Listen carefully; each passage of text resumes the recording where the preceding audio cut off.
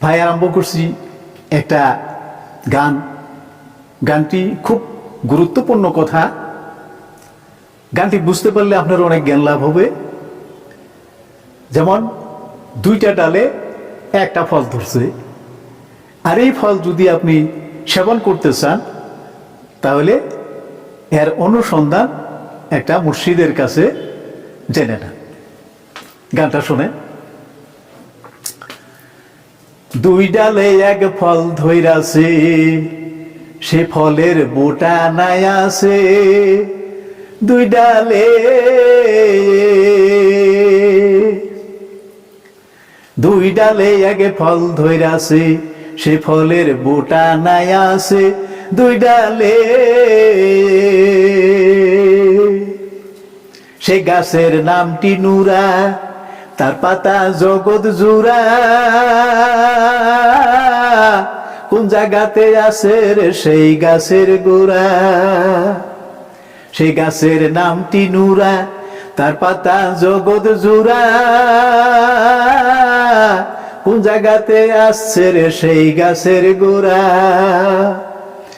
এবারে গাছের গোড়ায় যে বৈশাছে, ফুলের খুশবু সে পাইয়াছে।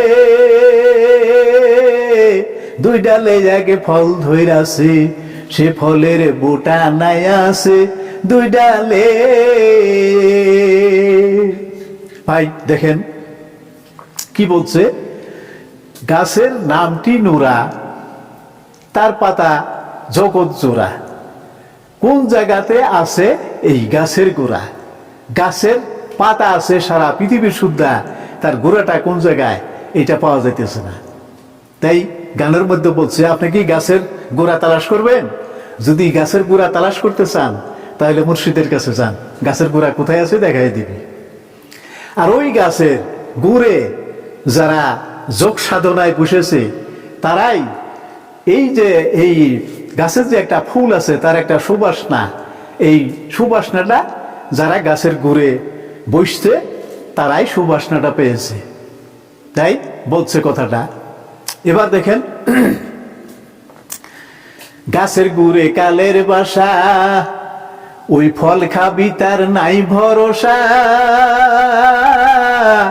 কালে ডংশিলে রে তুই যাবি মারা। গাছের গুড়ে কালের বাসা, ফল খাবি তোর নাই ভরসা। কালে ডংশিলে রে তুই যাবি মারা। কালের বীর যে মাইরা নিছে, ফলের মধু সে খাইয়াছে। কালের বীর যে মাইরা নিছে, ফুলের মধু সে খাইয়াছে। দুই ডালে এক ফল ধইরাছে, সে ফলের বোটা নাই আছে। দুই ডালে।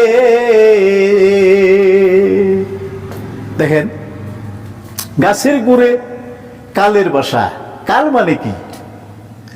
মানে আমি যে যে গাছের ফল খামু, খায় আমার মানব জীবনটা একটা পূর্ণ মানুষ বানামু, তো ওই গাছের গুড়ে শয়তানের বাসা।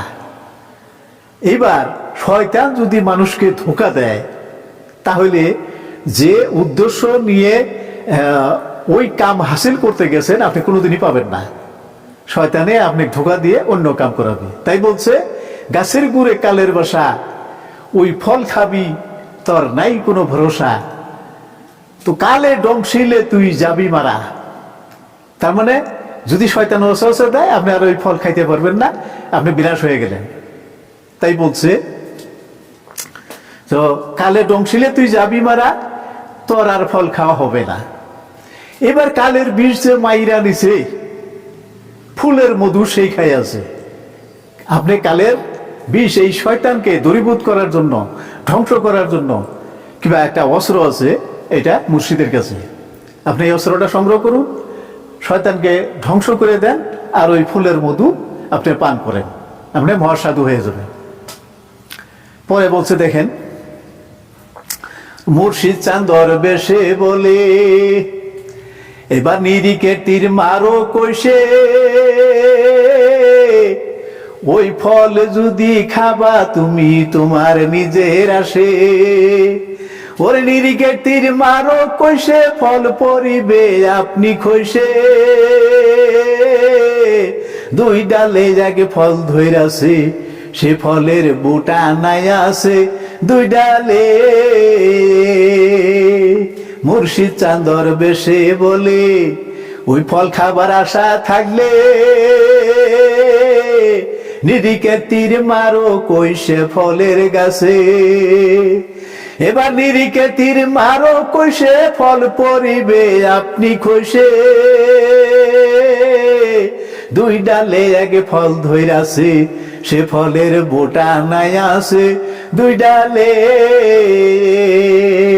মুর্শিদ বলছে তুমি যদি ওই ফল খাইতে চাও তাহলে আমার কাছে একটা তীর আছে, এমন একটা সুন্দর একটা কথা আছে, একটা দোয়া আছে, এই দোয়াটা তুমি যদি পাঠ করো লগে লগে শয়তান ওখান থেকে চলে যাবে, দূরীভূত হবে, আর তুমি অনায়াসে ওই গাছের ফল খাইতে পারবে। তাই আপনি মুর্শিদের কাছে আসুন, আর ওই তীর, নিরিকের তীর, এটা হাতে নেন, হাতে নিয়ে ওই ফলের মধ্যে আপনি কইসে একটা তীর মেরে দেন, ওই ফলটা খসে এসে আপনার সামনে হাজির হবে, আপনি অনায়াসে এই ফল খেয়ে আপনি পূর্ণ মানুষ হন। তাইলে এই নিরিকের তীর এটা মুর্শিদের কাছে আছে, তীরটা হলো ওই একটা দোয়া বা একটা কথা, এটা আপনি শিখে নেন, আর তীরটা মেরে দেন, ফলটা পেরে নিয়ে আসেন, আপনি খান, আপনি মহামানুষ হন, অমর জীবন লাভ করেন। এই ফল যদি আপনি সেবন করতে পারেন, খাইতে পারবেন, তাহলে দুনিয়াতে বহুত মানুষ দেখতেছি মইরা বিনাশ হয়ে যেতেছে, কিন্তু যারা এই সাধনার ফল যারা ব্যবহার করছে তারা কোনোদিন মরে না, তারা অমর হয়ে দুনিয়াতে বেঁচে আছে। তাই এই ফল খান, আপনি অমর হন, মরবেন না। আসসালামু আলাইকুম। ভিডিওটি ভালো লাগলে শেয়ার করবেন, লাইক করে দিবেন। আলহামদুলিল্লাহ।